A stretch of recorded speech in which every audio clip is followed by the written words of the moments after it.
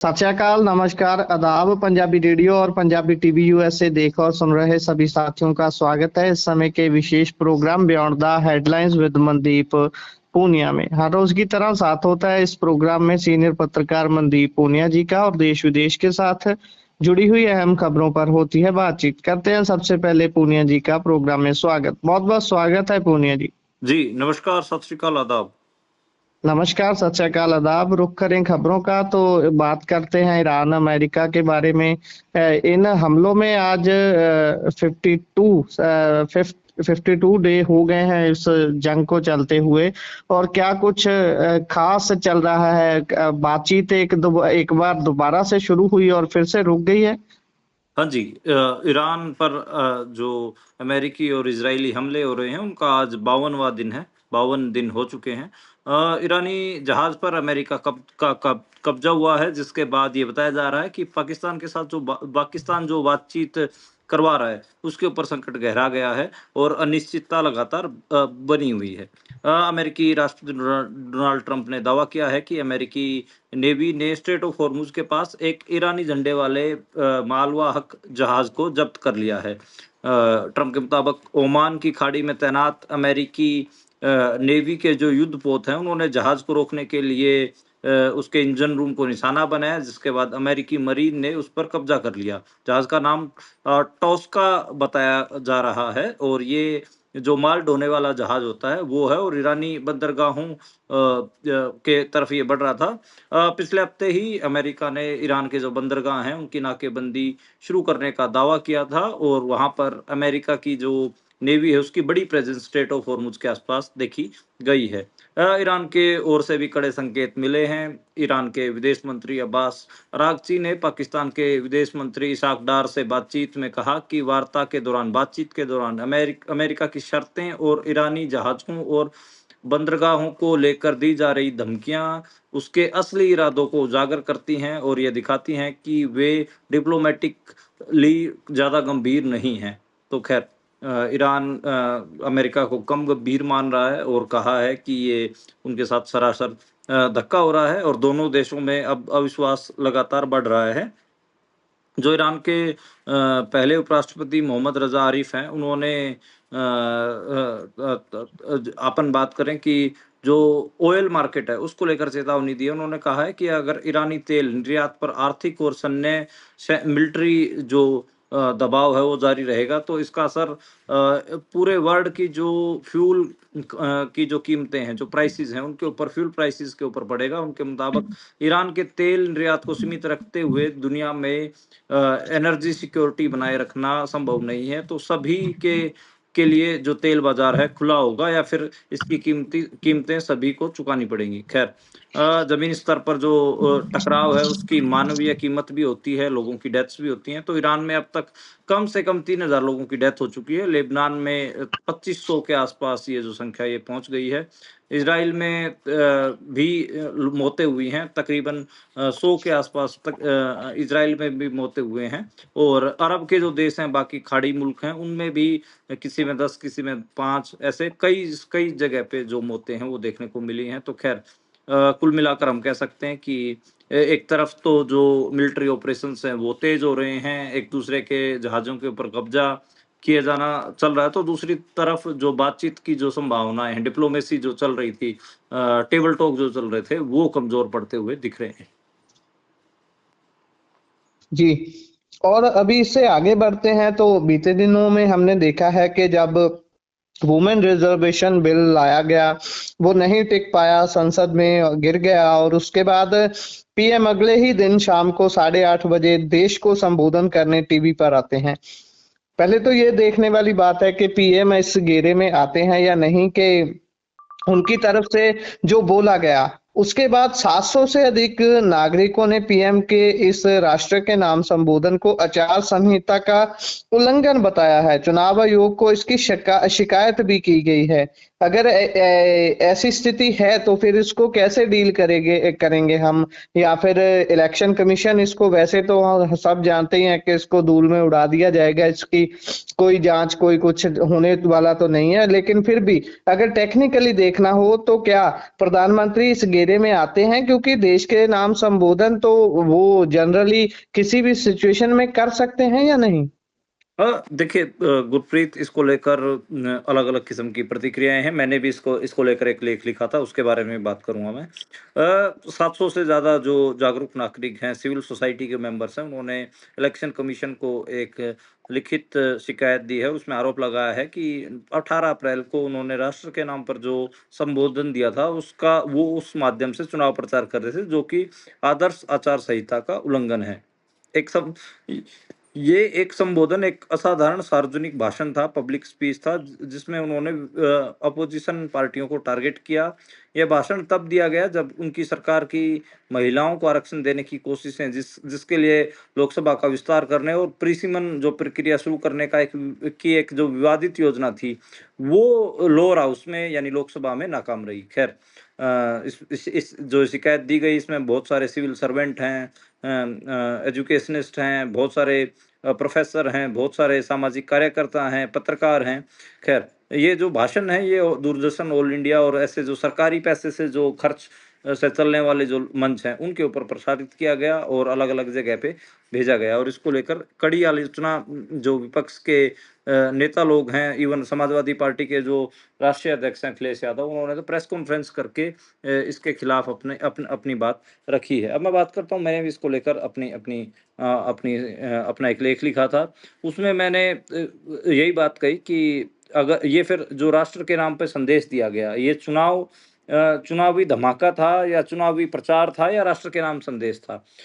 मेरा पहला आर्गुमेंट तो यही रहा कि प्रधानमंत्री नरेंद्र मोदी का अधिकार है कि वो राष्ट्र को संबोधित करें, इसमें कोई शक नहीं है। लेकिन ये अधिकार तब इस्तेमाल होता था जब देश पर कोई संकट आए, कोई दुनिया लेवल की अचीवमेंट हो, या फिर आपने कोई बड़ी अचीवमेंट हासिल की हो इंटरनेशनल लेवल की, या कोई बाढ़ आ गई हो, या कोई आपदा आई हो, या दुश्मन देश ने हमला कर दिया हो, या आपने देश के साथ कोई साझा खुशी या साझा दुख, दोनों में से कोई एक आपने मनाना हो, तो तब राष्ट्र के नाम पे संदेश दिए जाते थे। कोई साझी खुशी होती थी, कोई बड़ी अचीवमेंट, जैसे अंतरिक्ष में भारत का कोई एस्ट्रोनॉट पहुंच गया हो, तब उसकी खुशी शेयर करनी हो, या कोई साझा दुख, कोई आपदा आई जिसमें लोग मारे गए, इस किस्म की बातों पे नरेंद्र मोदी देश को एकजुट करने के लिए, एक साझा खुशी या साझा दुख साझा करने के लिए प्रधानमंत्री भाषण देते थे। लेकिन अब बिल्कुल उल्टा। खैर, ये जो प्रधानमंत्री है मोदी जी, ये राष्ट्र के संदेश का नाम का इस्तेमाल विपक्ष के साथ राजनीतिक स्कोर सेटल करने के लिए कर रहे हैं।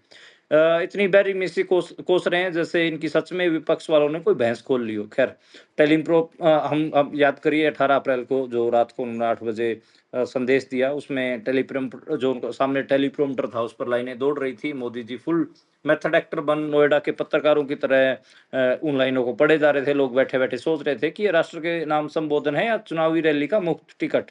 तो ये ज्यादा चुनावी रैली का टिकट ज्यादा लग रहा था। खैर, मेरे को लगता है कि विपक्ष को अगर इतना कोसना ही था तो सीधे वो कहते कि मैं भाई चुनावी भाषण दूंगा, आओ और आप मेरा मुफ्त में भाषण सुनो, तो अपने पैसे से चाय बिस्किट खाओ। पर खैर, वो उन्होंने ऐसा तो किया नहीं, राष्ट्र के नाम संदेश दिया, और इस राष्ट्र के नाम के संदेश में मतलब सरकारी खजाने से इतनी भव्य, इतना लंबा, इतना मैं करने वाला सा भाषण दिया, तो ये भी अपनी बात है। वही अगर मान लो आपको अपोजिशन को क्रिटिसाइज करना था, कम से कम अपने जो तथ्य थे, फैक्ट थे, उनको ठीक कर सकते थे। बेसिर पैर की बातें की, अनर्गल बकवास, एक ही वाक्य को बार बार दर्जनों बार घुमाया, जैसे कोई पुराना टेप फंस गया हो। महिलाओं को आरक्षण, महिलाओं को आरक्षण, अरे भाई प्लेयर बंद करो, ये जो रिपीट कैसेट चला रहे इसको बंद करो।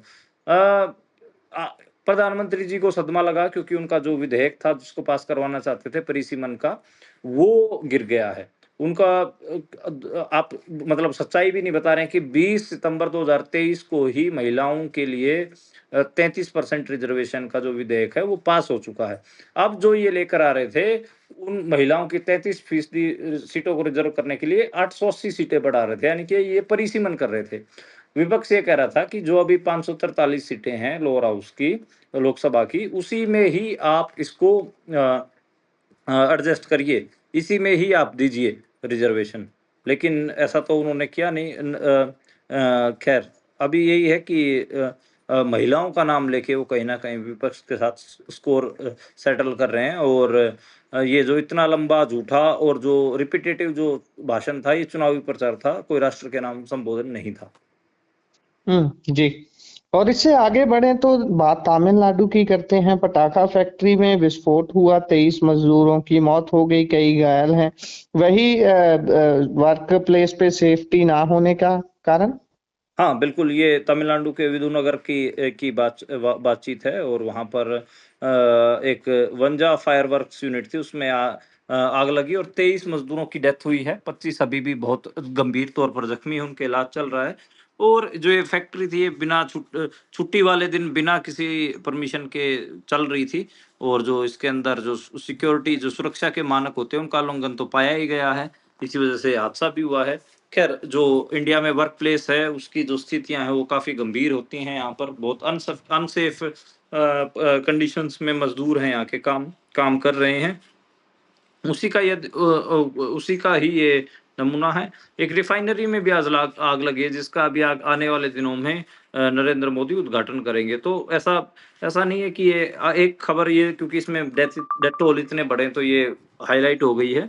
हम देख रहे हैं, ये ट्रेंड ही हो गया पिछले 2 साल से कि हर हफ्ते हम कोई ना कोई एक खबर ऐसी करते हैं, जिसमें हम जो मज़दूरों की डेथ्स की खबर करते हैं, ख़ासकर जो अनसेफ वर्क कंडीशन की वज़ह से जिनकी मौतें होती हैं। तो बड़ा अजीब भी लगता है कि एक जो जिसकी वजह से देश का पहिया चलता है, अर्थव्यवस्था का जो पहिया चलाते हैं, जो मेन अपन कहें कि हाथ से कमा के खाने वाले लोग हैं, वही अपने वर्किंग कंडीशन में सेफ नहीं है और काम करते करते उनकी मौतें हो जा रही हैं।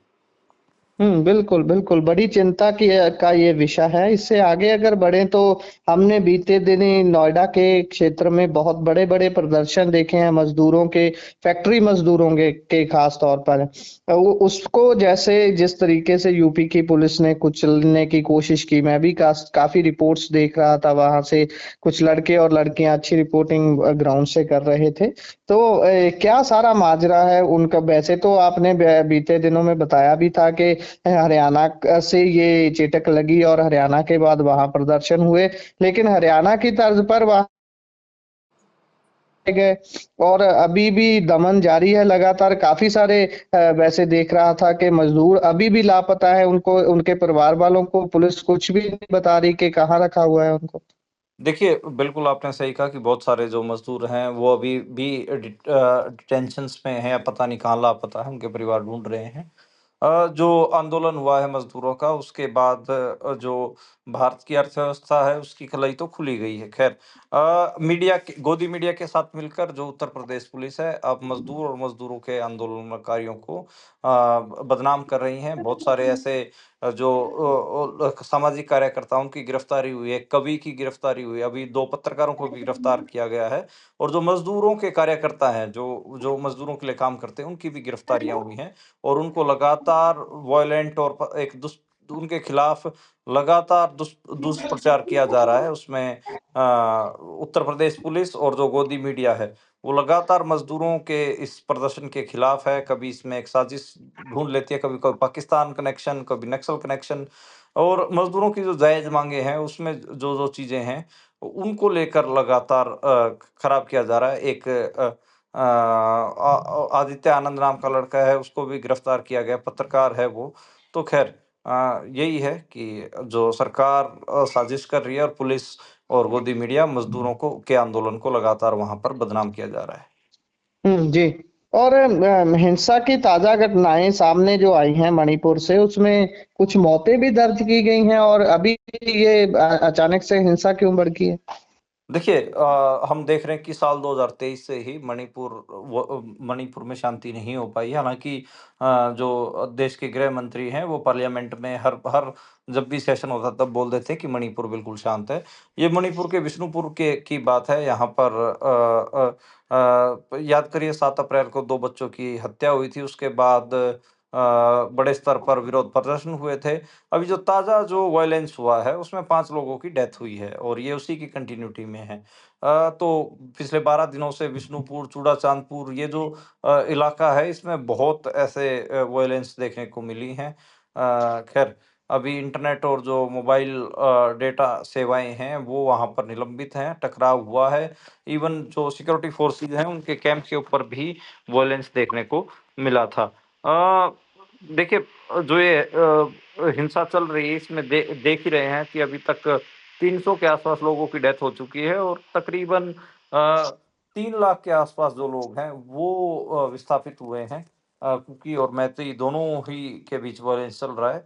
अभी कोई गिरफ्तारी हुई नहीं है, लेकिन देखा ही जा रहा है कि लगातार वहाँ पर लोग सड़कों पे उतर रहे हैं। अब जैसे पहले कुकी जो समुदाय थे, कुकी जो संगठन थे, उन्होंने बीजेपी का बहिष्कार किया था। अब जो मैतेई समुदाय है, जो दूसरा समुदाय है, वो भी बीजेपी के खिलाफ उतर गया है, बीजेपी का उन्होंने विरोध किया है। हालाँकि एक आशा की किरण ये भी दिख रही है, नागरिक लेवल पर बहुत सारे जो लोग हैं वो पीस का प्रयास कर रहे हैं कि शांति हो। इम्फाल में जो हालिया हिंसा हुई उसके बाद मास पीस रैली का आयोजन देखा गया, जिसमें हज़ारों लोग सड़कों के ऊपर मोमबत्तियाँ लेकर उतरे थे। तो एक एक तरफ स्टेट है उसका फेलियर दिखता है, तो दूसरी तरफ जो नागरिक हैं, उनका भी हमें उनके जो अपन कहें कि भागदौड़ दिखती है कि वो लोग पीस को रिस्टोर करने के लिए लगातार अपने इलाके में काम कर रहे हैं। जी। और इससे आगे बढ़ें तो खबर असम से है। 10 दिन से लापता था जो पोलिंग अधिकारी, उसका शव अभी मिल गया है और वो भी जंगल से। हाँ, असम 10 दिन से जो पोलिंग अधिकारी लापता था उसका शव जंगल से मिला है। तो ये चुनावी ड्यूटी के दौरान का घटनाक्रम है। पोलिंग जो अधिकारी थे कार्नेलियस कुंडू किंडू उनको कहीं न कहीं वो गायब हुए थे, लापता हुए थे। उनका जो शव है वो जंगल में नग्न हालात में और सड़ी गली हालात में मिला है। पुलिस ने शुरुआती तौर पर ये कहा है कि जंगल में भटक गए थे, इसकी आशंका जताई है, लेकिन स्थानीय जो लोग हैं, वो पुलिस की इस थ्योरी के ऊपर काफ़ी गंभीर सवाल खड़े कर रहे हैं। तो ख़ैर किंडो को लेकर गुमशुदगी की रिपोर्टें इलेक्शन टाइम पे लिखवाई गई थी और अब देखते हैं कि जो पुलिस है, वो किस किस्म से काम करती है क्योंकि जो स्थानीय लोग हैं, वो ये आरोप लगा रहे हैं कि उन्होंने जो फेयर पोलिंग करवाने की कहीं न कहीं बात कही थी और उनका जो शव है वो मिला है। तो ये इलेक्शंस के जो पूरा मामला है, उसके ऊपर भी ये एक एक सवाल खड़ा करता है। बिल्कुल, लोगों के आरोपी जो हैं उनको जेल में बंद उमर खालिद की पुनर्विचार याचिका जो डाली गई थी उसको खारिज कर दिया है सुप्रीम कोर्ट ने। हाँ, बिल्कुल। आज जो उमर खालिद की जो दोबारा से पिटीशन डाली गई थी जिसमें ये बात थी कि उनकी ज़मानत के लिए दोबारा से विचार किया जाए, तो उसको आज सुप्रीम कोर्ट ने दोबारा से खारिज कर दिया है और बात करें कि पिछले 6 साल से जो गुलफिसा फातिमा, मिरान हैदर, सिफाउर रहमान, सलीम खान, शाहबाद अहमद उनको उनके अलावा जो भी बंद है उसमें खासकर शर्जील इमाम और उमर खालिद ये अभी भी जेल में ही हैं। तो जो जस्टिस अरविंद कुमार हैं और जस्टिस एनवी अंजारिया हैं उनकी बेंच ने फैसला सुनाया है। उन्होंने कोर्ट ने कहा था कि जो बाकी के जो लोग हैं जिनको जमानत दी गई उनके मुकाबले में उमर खालिद और शर्जील इमाम की भूमिका अलग है। जो अदालत है लगातार दोनों के मामले में नरम नहीं है। इवन याद करिए कुछ दिन पहले तो उनके ऊपर 1 साल तक कोई भी बेल पिटीशन ना लगाने का केस भी लगा दिया गया था कि आप 1 साल तक कोई बेल अप्लाई नहीं कर सकते। ये शर्त भी लगाई गई थी। ख़ैर अभी रिव्यू पिटीशन में उनको उनको कोई राहत नहीं मिली है। तो जो स्टूडेंट लीडर हैं और जो सोशल एक्टिविस्ट हैं वो लगातार इसको लेकर चिंता में हैं। उमर खालिद का एक लंबा समय जेल में और शर्जील इमाम का भी जेल में बीत रहा है। बिल्कुल, बिल्कुल। और पंजाब सरकार ने जब गवर्नर की तरफ से दस्तखत हो गए हैं बेअदबी को लेकर सौदे गए कानून के ऊपर, तो नोटिफिकेशन जारी कर दिया है कानून का। हाँ, आज ये खबर आई है और इसमें यही कहा गया है कि पंजाब सरकार ने जो इस खबर के अनुसार पंजाब सरकार ने बेदबी को लेकर बनाए नए कानून की नोटिफिकेशन जारी कर दी है। इसमें उम्र कैद की सजा से लेकर 25 लाख रुपए तक का जुर्माने का प्रावधान है। इससे पहले इस मामले की जांच के लिए पंजाब पुलिस ने नई स्टैंडिंग ऑपरेटिंग प्रोसीजर एसओपी जारी की है। इसमें Punjab bureau of investigation PBI ने इसे तैयार किया है। इन मामलों की जो इन्वेस्टिगेशन होगी वो एसएसपी और कमिश्नर के देखरेख में होगी। 60 से 90 दिनों के मामले में जो इन्वेस्टिगेशन कर चालान पेश करना जरूरी होगा और सूचना मिलते ही एसएचओ और जो आईओ होते हैं, इन्वेस्टिगेटिव ऑफिसर होते हैं, वो बिना देरी किए घटनास्थल पर उनको पहुंचना होगा। पुलिस केवल पकड़े गए व्यक्ति तक सीमित नहीं रहेगी, बल्कि इसके पीछे की साजिश और मास्टरमाइंड की भी जांच करेगी। घटनास्थल की हाई रेजोल्यूशन फोटोग्राफी, वीडियोग्राफी और मैपिंग की जाएगी। फोरेंसिक टीमों को तुरंत बुलाया जाएगा एक दिन पहले। मतलब ये पूरा जो है एक एसओपी जो स्टैंडर्ड ऑपरेटिंग प्रोसीजर है वो भी पंजाब पुलिस की तरफ से ये नोटिफिकेशन आने से पहले ही ये जारी कर दिया गया था। खैर, जो गवर्नर हैं कटारिया, उन्होंने कल इसको लेकर अपने साइन कर दिए थे और बिल पर साइन करने के बाद ही ये कानून बन गया है। और इस बिल को पास करने के लिए जो तारीख चुनी गई थी वो 14 अप्रैल चुनी गई थी। आम आदमी पार्टी सरकार ने स्पेशल सेशन 2 दिन का बुलाया था और इसे सभी की सहमति से इसको पास कर दिया गया था। जी जी, बिल्कुल बिल्कुल। और इससे आगे बढ़े तो बठिंडा में पंजाब पुलिस के 2 कर्मचारियों पर खेत से गेहूं चुराने का आरोप लगा है। ये कैसी हरकतें कर रहे हैं पंजाब पुलिस के जवान? देखिए, ये बड़ा अजीब है कि किसान आंदोलन के दौरान किसानों की ट्रैक्टर ट्रालियां इस सरकार ने चुराई। इस सरकार के और उसमें पंजाब पुलिस आपको दिखी। जो शंभू बॉर्डर है और खनौरी बॉर्डर है, वहां पर पंजाब पुलिस के जो लोग हैं वो किसानों का सामान चुरवाते हुए बिल्कुल साफ उनकी भूमिका दिखी। इसके अलावा मंत्री साहब का तो कहना ही क्या, जिन्होंने ट्रॉली बनवा ली थी और उसके पैसे नहीं दिए थे।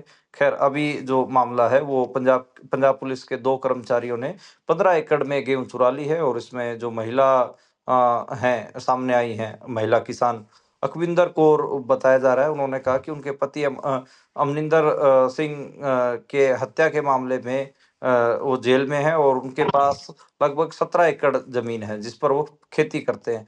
अकविंदर कौर ने बताया कि उनके 9 अप्रैल को तकरीबन 17 एकड़ में से 15 एकड़ में गेहूं की फसल कटवा ली और जो 2 पुलिस के कर्मचारी हैं वो आए और वो उनकी कटी हुई फसल को चुपचाप वहां से चुरा कर ले गए, ट्रैक्टर ट्रालियों में ले गए। उन्होंने तलवंडी साबो पुलिस थाने में अपनी जो शिकायत है वो दर्ज करवाई है। जी, इसी के साथ प्रोग्राम का समय यहाँ समाप्त। बहुत बहुत धन्यवाद। जी, धन्यवाद।